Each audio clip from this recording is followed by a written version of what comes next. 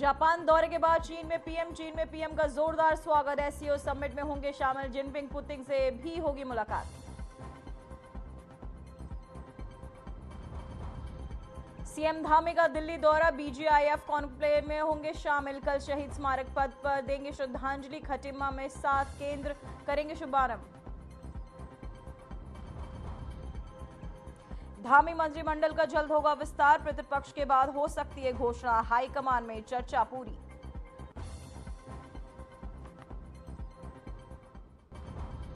उत्तरकाशी नौगांव में ब्लॉक प्रमुख और पंचायत सदस्यों ने ली शपथ। सरोज पवार ने दूसरी बार नौगांव ब्लॉक प्रमुख पर संभाला पद। शपथ ग्रहण समारोह में विधायक संजय डोभाल, विनोद डोभाल ने भी दी बधाई। मुख्यमंत्री की गोताखान परियोजनाओं में महिलाओं को बड़ी आत्मनिर्भरता, ग्रामीण महिलाओं का बड़ा आत्मबल, आर्थिक स्वतंत्रता की ओर बढ़ रही महिलाएं।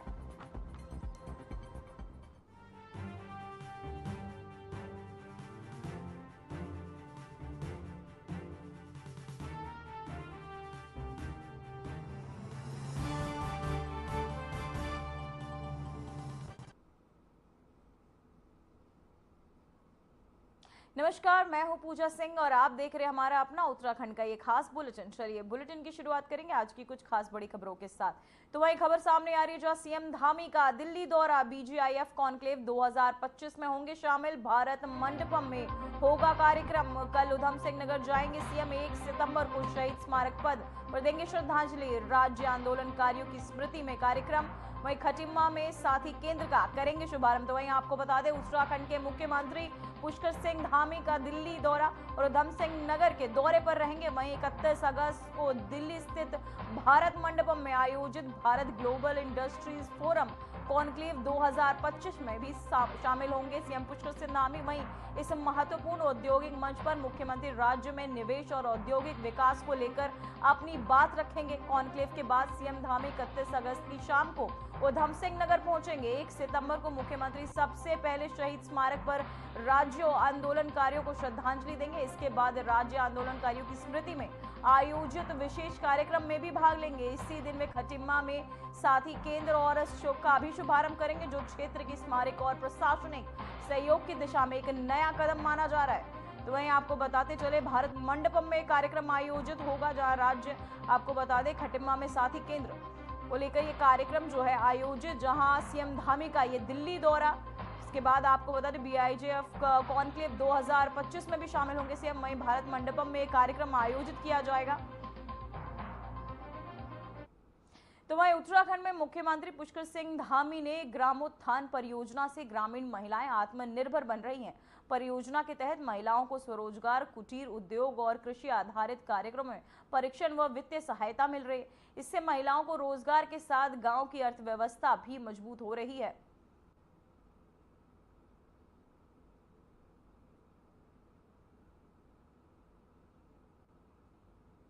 तो वहीं मुख्यमंत्री पुष्कर सिंह धामी ने प्रदेश में आपदा प्रभावित क्षेत्रों में राहत बचाव कार्यों की समीक्षा की। उन्होंने सभी जिलों के अधिकारियों को आपदा संवेदनशील क्षेत्रों में सुरक्षा सुनिश्चित करने और प्रभावितों को तत्काल सहायता देने के निर्देश भी दिए हैं। साथ ही उत्तरकाशी के स्यानाचट्टी क्षेत्र में मलबे के कारण नदी के जल स्तर में वृद्धि को लेकर मुख्यमंत्री ने इसे हटाने की दिशा में शीघ्र कार्यवाही की बात भी कही।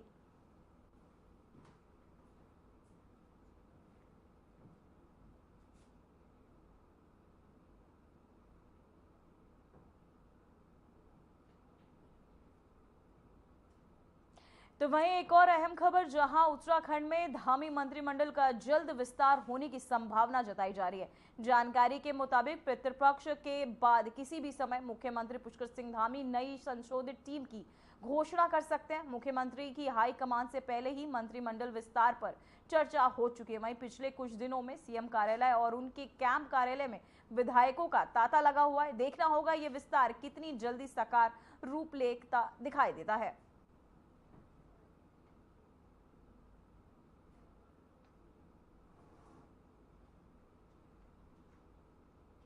तो वहीं खबर देहरादून से, जहां मुख्यमंत्री पुष्कर सिंह धामी के आह्वान पर भारतीय रेड क्रॉस सोसाइटी के स्वयंसेवक बागेश्वर जिले के आपदाग्रस्त क्षेत्रों में पहुंचकर राहत कार्य में जुट गए हैं। वहीं स्वयंसेवक प्रभावित क्षेत्रों में राहत सामग्री और प्राथमिक उपचार प्रदान कर रहे हैं, ताकि आपदा के दौरान प्रभावितों को त्वरित सहायता मिल सके। तो वहीं रेड क्रॉस टीम ने राहत सामग्री के अलावा स्वास्थ्य सेवाओं को भी प्राथमिकता दी। इसके तहत टीम ने सदस्य प्राथमिक चिकित्सा की व्यवस्था करने के साथ साथ पानी पीने के पानी, खाद्य सामग्री और स्वच्छता संबंधित आवश्यकताओं का भी पूरा कर रहे हैं।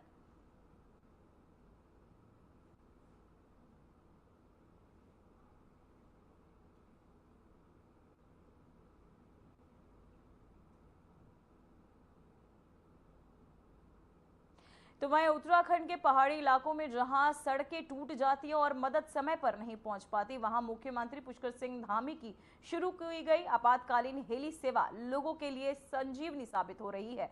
चमोली जिले की थराली तहसील में सड़क बाधित होने के कारण आज गर्भवती महिला लक्ष्मी देवी को समय रहते हेली सेवा से गौचार पहुंचाया गया। ये उदाहरण बताता है कि आपदा और आपातकाल की घड़ी में सेवा वाकई जरूरतमंदों की जिंदगी बचाने का काम कर रही है।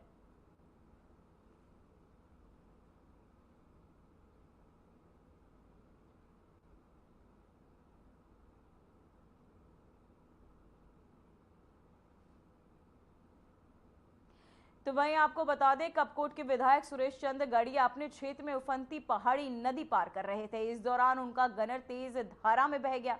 मौके पर मौजूद विशेष आपदा प्रक्रिया बल के जवानों ने तत्काल रेस्क्यू अभियान चलाकर गनर की जान बचा ली। वहीं समय रहते कार्रवाई होने से बड़ा हादसा होने से टल गया।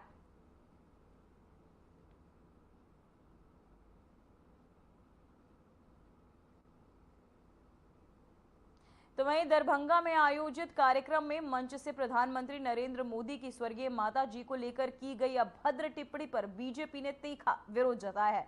प्रदेश प्रवक्ता हनी पाठक ने कहा कि ये दृश्य न सिर्फ घृणित है बल्कि देश की संस्कृति और मातृ सम्मान पर गहरी चोट है। वहीं हनी पाठक ने आरोप लगाया कि मंच पर मौजूद राहुल गांधी और तेजस्वी यादव ने इस बयान पर मौन साध कर इसका समर्थन किया, जिसे भारतवासी कभी बर्दाश्त नहीं करेंगे।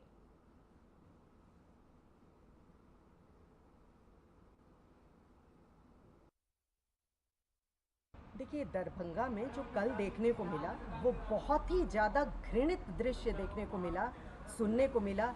जिस प्रकार से देश के यशस्वी प्रधानमंत्री श्री नरेंद्र मोदी जी की माता जी को, जिनका स्वर्गवास हो चुका है, उनको इतनी घृणित और निंदनीय गाली दी जाती है। और किसके मंच पे? इनके युवराज और शहजादों के मंच पर। राहुल गांधी जी उस समय मंच पर मौजूद थे, आरजेडी नेता तेजस्वी यादव उस समय मौजूद थे। उनके सामने इस तरीके की अभद्र टिप्पणियां करी गई, अभद्र गाली दी गई और उनका मौन साधना ये दर्शाता है कि वो उसमें मौन समर्थन दिए हैं, जो कि हमारा भारतवर्ष किसी प्रकार से बर्दाश्त नहीं करेगा। ये हमारे 140 करोड़ भारतवासियों को एक देने वाला वो दंश है जो भारतवर्ष कभी भी भूल नहीं सकता। हमारे सनातन संस्कृति की अगर मैं बात करूं तो हमारे यहाँ माँ को भगवान से भी ऊंचा दर्जा दिया जाता है। वहाँ पर इस तरीके की अभद्र भाषा निश्चित तौर पर यह सोचने को मजबूर करती कि क्या ये वही प्रियंका गांधी वाड्रा हैं जो यूपी के चुनाव में कहती हैं लड़की हूँ, लड़ सकती हूँ।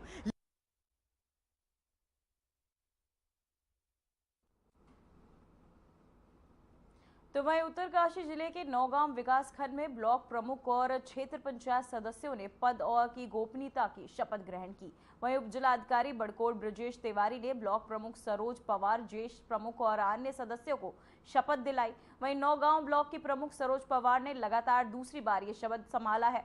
वहीं आपको बता दें, पद संभालते हुए शपथ ग्रहण समारोह में मुख्य अतिथि यमुनोत्री विधायक संजय डोभाल, बड़कोट नगर पालिका अध्यक्ष विनोद डोभाल और पूर्व जिला पंचायत अध्यक्ष जयशोदा राणा ने नवनिर्वाचित सदस्यों और ब्लॉक प्रमुखों को बधाई और शुभकामनाएं दी हैं।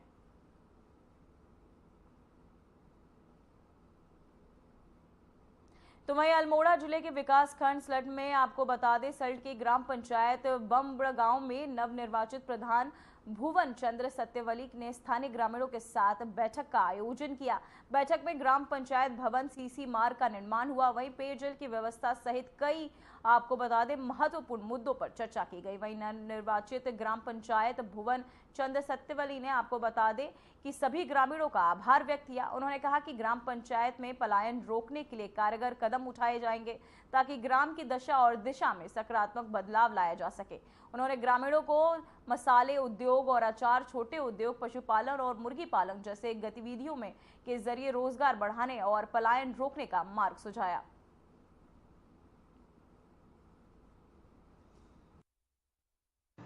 आज हमारे गांव में बैठक हुई थी। ग्राम सभा की पहली संबोधित बैठक थी, जिसमें हमारे ग्राम विकास अधिकारी और ग्राम पंचायत अधिकारी जी भी आए हुए थे। और हमने अपने गांव में जो बैठक करी उसमें कई ऐसे मुद्दे थे जिनके ऊपर की चर्चाएं करना बहुत जरूरी था। सर्वप्रथम तो मेरे गांव में अभी तक ग्राम पंचायत भवन नहीं था, तो मैंने ग्राम पंचायत भवन के निर्माण के लिए अपने गांव में दानदाताओं से भी बातचीत करी और उसको आगे पास कराने के लिए ग्राम पंचायत अधिकारी जी से भी बात करी। दूसरी समस्या हमारे गांव में जो है रास्तों की है। चौमासे में सारे रास्ते टूट जाते हैं, पानी बहता है बहुत ज़्यादा। रास्तों की थी, रास्तों के बारे में करा। तीसरी समस्या हमारे वहाँ पर पेयजल की है। पेयजल के लिए भी मैंने बात करी है, जेई साहब से बात करी जल विभाग में, और उसके बारे में अपने गाँव वालों को बताया भी। ये चीज़ है। साथ ही मैं अपने सभी गाँव वालों का बहुत बहुत धन्यवाद करना चाहता हूँ। तो वहीं मुख्यमंत्री पुष्कर सिंह धामी की आदर्श जिले की परिकल्पना अब हकीकत बनने जा रही है। चंपावत जिले के टनकपुर में उत्तराखंड का आधुनिक अंतर्राज्यीय बस टर्मिनल बन रहा है, जिसकी लागत लगभग 200 आपको बता दें 52 करोड़ रुपए है। इस बस टर्मिनल में निर्माण में क्षेत्र में यातायात सुविधाओं का विकास होगा और यात्रियों को आधुनिक और सुविधाजनक सुविधाएं उपलब्ध होंगी। वहीं मुख्यमंत्री धामी ने पहले ही राज्य के विभिन्न हिस्सों में आदर्श जनपद बनाने की योजना को लागू करने का ऐलान किया था और टनकपुर का ये बस टर्मिनल इस दिशा में एक महत्वपूर्ण कदम है।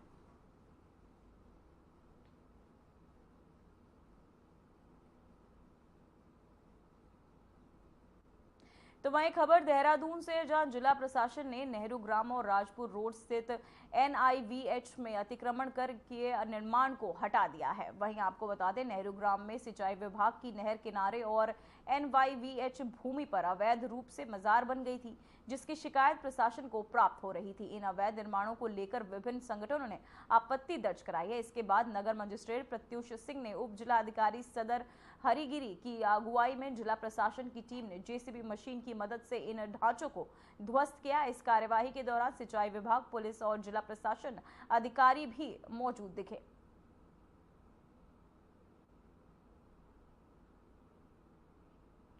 तो वहीं खबर देहरादून से, जहां हस्तधारा में रोड पर आपको बता दें इंसानियत को झकझोर देने वाली वारदात सामने आई है। महज 660 रुपए और एक मोबाइल के लिए दो 19 साल के युवकों ने एक 68 साल सिक्योरिटी गार्ड को बेरहमी से इसकी हत्या कर दी, जहां हत्या लोहे के सरिये के से सिर पर वार कर की गई, जिससे मौके पर ही गार्ड की मौत हो गई। घटना के पीछे नशे की लत बताई जा रही है, जिसने दोनों युवकों को इतना अंधा बना दिया कि उन्होंने पैसे और मोबाइल के लिए जान ले ली। वहीं पुलिस ने हत्या में प्रयुक्त लोहे का सरिया बरामद कर लिया और दोनों के खिलाफ हत्या का मामला दर्ज कर लिया है। साथ ही पूछताछ में दोनों में जुर्म कबूल कर लिया और बताया कि उन्होंने नशे के लिए पैसे जुटाने के मकसद से वारदात को अंजाम दिया था।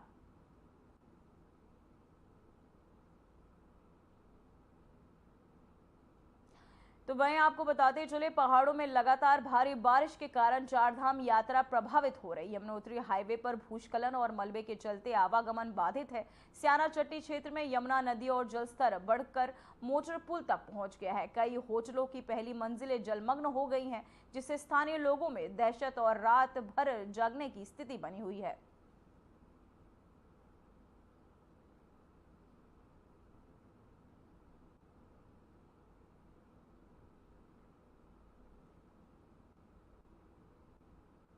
तो वहीं SSP देहरादून की रणनीति के तहत पुलिस ने भारी मात्रा में अवैध मादक पदार्थ के साथ दो नशा तस्करों को गिरफ्तार किया। अभियुक्तों के कब्जे से 4215 किलो चरस और नेपाली भारतीय मुद्रा बरामद हुई है। अभियुक्त पहाड़ी जनपदों में चरस लेकर देहरादून बेचने की योजना बना रहे थे। तस्करी में प्रयुक्त शिफ्ट कार भी पुलिस ने सीज कर ली है।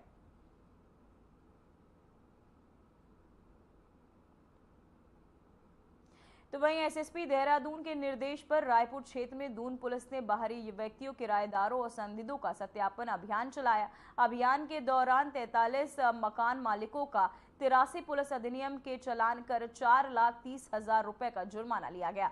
वहीं 8 संदिग्धों को थाने लाकर पूछताछ की गई। 81 पुलिस अधिनियम के तहत कार्यवाही की गई है। तो वहीं देहरादून में मौसम का मिजाज अचानक बदलने से तेज बारिश शुरू हो गई। मौसम विभाग ने राजधानी समेत प्रदेश के कई जिलों में भारी बारिश की चेतावनी जारी की है। लगातार हो रही बारिश से देहरादून शहर के विभिन्न इलाकों में जल भराव हो गया, जिससे लोगों को आवागमन में खासी दिक्कतों का सामना भी करना पड़ रहा है।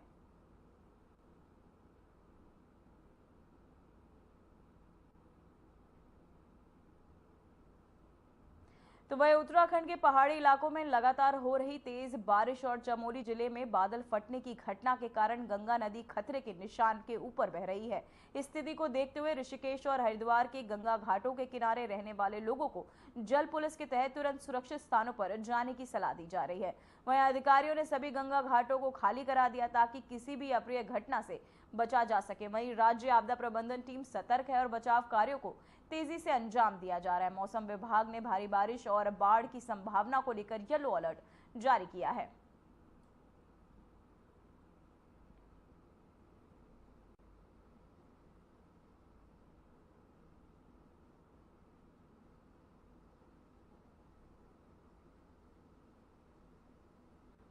उत्तराखंड में मौसम का कहर जारी है। मौसम विज्ञान केंद्र ने रुद्रप्रयाग, चमोली, देहरादून और बागेश्वर जिलों के लिए भारी बारिश का रेड अलर्ट जारी किया है। बारिश से तबाही की आशंका के बीच एसडीआरएफ उत्तराखंड की टीमें अलर्ट मोड पर है। वहीं अतिवृष्टि से प्रभावित इलाकों में एसडीआरएफ की रेस्क्यू टीमें मौके पर पहुंचकर लगातार राहत एवं बचाव कार्यों में जुटी हुई। आइए देखते हैं इस पर हमारी एक खास रिपोर्ट। रुद्रप्रयाग के बसु केदार क्षेत्र में भारी बारिश ने तबाही मचा दी है। अतिवृष्टि के चलते कई गांवों में जनजीवन प्रभावित हो गया है। बारिश के कारण रास्ते बंद हो गए हैं और कई लोग अपने घरों में फंसे हुए हैं। स्थिति की गंभीरता को देखते हुए एसडीआरएफ उत्तराखंड की रेस्क्यू टीमें मौके पर पहुंचकर आपदा प्रभावित क्षेत्रों में राहत और बचाव कार्यों में जुट गई और फंसे हुए लोगों को सुरक्षित स्थानों पर पहुंचाया जा रहा है। मुख्यमंत्री ने अधिकारियों को प्रभावित इलाकों में तेजी से राहत कार्य करने और फंसे हुए लोगों को सुरक्षित निकालने के निर्देश दिए। उन्होंने संबंधित जिलाधिकारियों से फोन पर बात कर राहत और बचाव कार्यों को तेजी से संचालित करने के निर्देश दिए। साथ ही मुख्यमंत्री पुष्कर सिंह धामी ने वीडियो कॉन्फ्रेंसिंग के जरिए रुद्रप्रयाग जिलाधिकारी प्रतीक जैन से सीधे ग्राउंड जीरो की स्थिति की जानकारी ली।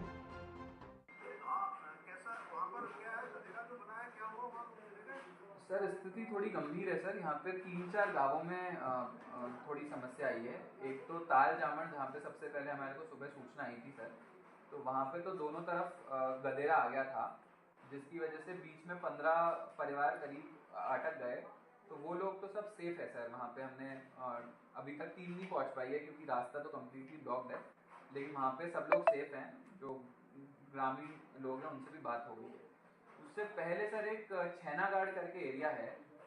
छैनागाड़ की सूचना हमारे को थोड़ा बाद में आई सर, क्योंकि वहाँ पे बसावट नहीं थी। 4-5 दुकानें उस क्षेत्र में थी और वहाँ पे एक बस स्टॉप की तरह वो एरिया यूज होता था सर। ब्रिज के एकदम पास में लगा हुआ एक बस स्टॉप की तरह एरिया यूज होता था। तो वहाँ पे एक बस भी लगी हुई थी रात को, उसमें ड्राइवर कंडक्टर थे। तो वहाँ पे एकदम से ऊपर से बहुत सारा मलबा आ गया और वो जो 5-6 दुकान थी वो पूरी की पूरी दब गई सर। राज्य में लगातार हो रही भारी बारिश को लेकर मुख्य सचिव आनंद वर्धन ने राज्य आपातकालीन परिचालन केंद्र देहरादून से विभिन्न जनपदों की स्थिति की समीक्षा की। मुख्य सचिव ने संबंधित जिलाधिकारियों से वीडियो कॉन्फ्रेंसिंग के माध्यम से संवाद कर स्थिति की जानकारी ली। भारी बारिश के कारण पौड़ी जिले के धारी देवी और श्रीनगर क्षेत्र में अलकनंदा नदी का जलस्तर बढ़ गया है। इसके चलते बद्रीनाथ राष्ट्रीय राजमार्ग के कुछ हिस्से जलमग्न हो गए हैं, जिससे यातायात बाधित हुआ है। जिलाधिकारी स्वाति एस भदौरिया ने बताया कि सुरक्षा को लेकर पुलिस और प्रशासन ने बड़े इंतजाम किए हैं। जो हमारे आज काफ़ी ऊपरी ज़िलों में अतिवृष्टि से अचानक आज अलकनंदा का जलस्तर बढ़ गया था और अलार्मिंग लेवल से जैसे ही ऊपर गया तो तत्काल सभी को अलर्ट किया गया और जितनी हमारी दुकानें थी, मंदिर थे, उन सबको भी बंद कराया गया और साथ में 6 स्कूल्स थे जिनमें खतरा होने की संभावना थी, तो सुरक्षा की दृष्टि से उन्हें भी बंद कराया गया। और हमारी जो NH थी वहाँ तक भी पानी आ गया था, तो यात्रियों के सुरक्षित आवागमन के लिए उनको सुरक्षित स्थान पर रोक लिया गया था और आवाजाही भी कुछ देर के लिए रोकी गई। और अभी स्थिति सामान्य है, वाटर लेवल रिसीड हो चुका है, लेकिन फिर भी सभी को सतर्कता बरतने के लिए निर्देशित किया गया है। चमोली जिले की देवाल तहसील के मोपाटा गांव में आपदा से लापता 2 लोगों के शव बरामद कर लिए गए हैं। मुख्य विकास अधिकारी डॉक्टर अभिषेक त्रिपाठी ने बताया कि आपदा प्रभावित क्षेत्रों में राहत और बचाव कार्य जारी है। प्रशासन ने प्रभावित परिवारों को हर संभव मदद देने का भरोसा दिया है। जनपद चमोली की तहसील देवाल के अंतर्गत ग्राम मोपाटा में रात्रि 2 से 2:30 बजे के बीच अतिवृष्टि होने की सूचना प्राप्त हुई है। अतिवृष्टि के कारण एक भवन क्षतिग्रस्त होने की भी सूचना है और इस अतिवृष्टि में 2 व्यक्तियों के घायल होने की सूचना है तथा 2 व्यक्ति लापता हैं। स्थानीय प्रशासन की टीम मौके के लिए रवाना हो चुकी है। तो वहीं रुद्रप्रयाग जनपद में हाल ही में बादल फटने की घटना से भारी नुकसान हुआ है। जिलाधिकारी प्रतीक जैन ने इस आपदा की जानकारी ली। उन्होंने बताया कि प्रभावित क्षेत्रों में राहत और बचाव कार्य तेजी से चल रहे हैं। सरकारी टीमों ने नुकसान का आकलन शुरू कर दिया है और प्रभावित को मदद पहुंचाई जा रही है। खास करके बसु केदार जो तहसील क्षेत्र है हमारा, वहाँ पे कई सारी ग्राम पंचायतों में नुकसान हुआ है। खास करके अगर हम देखें तो क्लाउड बर्स्ट हमारे को देखने को मिला। ताल जमण ग्राम पंचायत है, यहाँ पे एक तोक पे क्लाउड बर्स्ट हुआ जिसकी वजह से 2 गधेरे के बीच में कुछ ग्रामवासी फंस गए थे, लेकिन पानी निकल गया वहाँ से टाइम से, तो वहाँ पे किसी भी तरह की जान माल का नुकसान हमारे को देखने को नहीं मिला। एक और जगह पे जहाँ पे काफ़ी क्षति हुई है वो छैनागाड़ क्षेत्र है। बिल्कुल NH के पुल से लगा हुआ 4-5 दुकानें वहाँ पे हुआ करती थी। तो एकदम से वहाँ पे लैंडस्लाइड आया पानी के कारण, और लैंडस्लाइड की वजह से 4-5 दुकानें और कुछ बिल्डिंग्स वहाँ पे जो थी वो मलबे में दब गई हैं। रुद्रप्रयाग में हाल ही में बादल फटने की घटना से व्यापक नुकसान हुआ है। रुद्रप्रयाग के एसपी अक्षय प्रहलाद कोंडे ने बताया कि पुलिस और राहत दल तुरंत प्रभावित क्षेत्रों में पहुंच चुके हैं। उन्होंने कहा कि प्राथमिकता प्रभावित लोगों की सुरक्षा और राहत पहुंचाना है। पुलिस टीमों द्वारा बचाव कार्यों को प्रभावी ढंग से अंजाम दिया जा रहा है।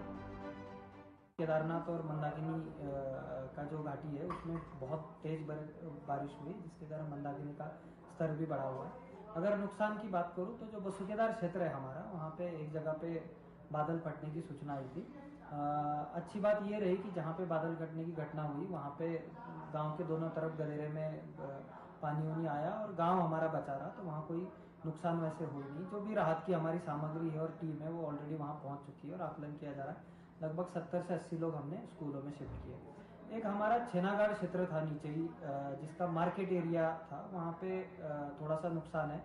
लगभग 8 लोग, जिसमें 4 लेबारी नेपाली मजदूर और 4 हमारे लोकल के लोग जो रात के समय दुकानों में रहते थे, वो मलबे के नीचे दबने की संभावना है। वहाँ लगभग 7 से 8 जगह पे रास्ता टूटने के कारण जो हमारा रेस्क्यू वर्क है वो पहुँचने में थोड़ी देरी हो रही है, पर जल्दी वहाँ पे पहुँच जाएंगे और रेस्क्यू वर्क शुरू होगा।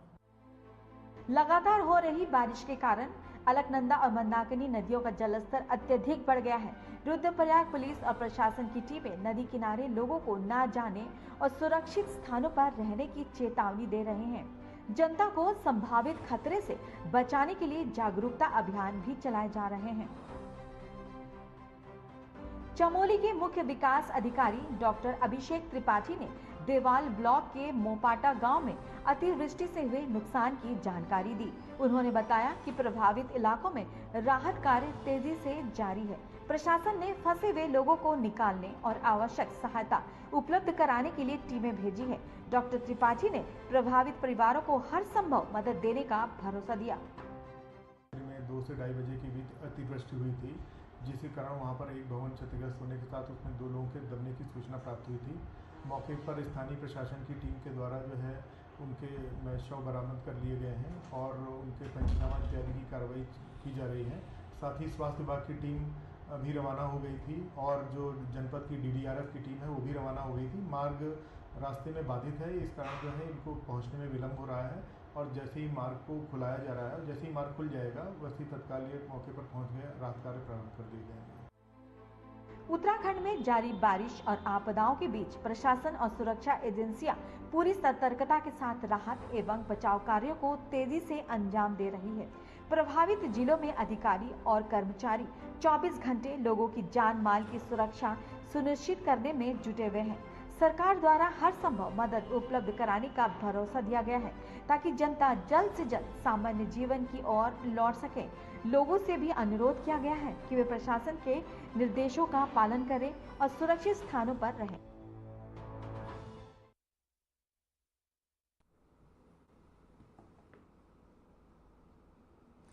फिलहाल खबरों और रिपोर्ट्स में इतना ही। मुझे दीजिए इजाजत। नमस्कार।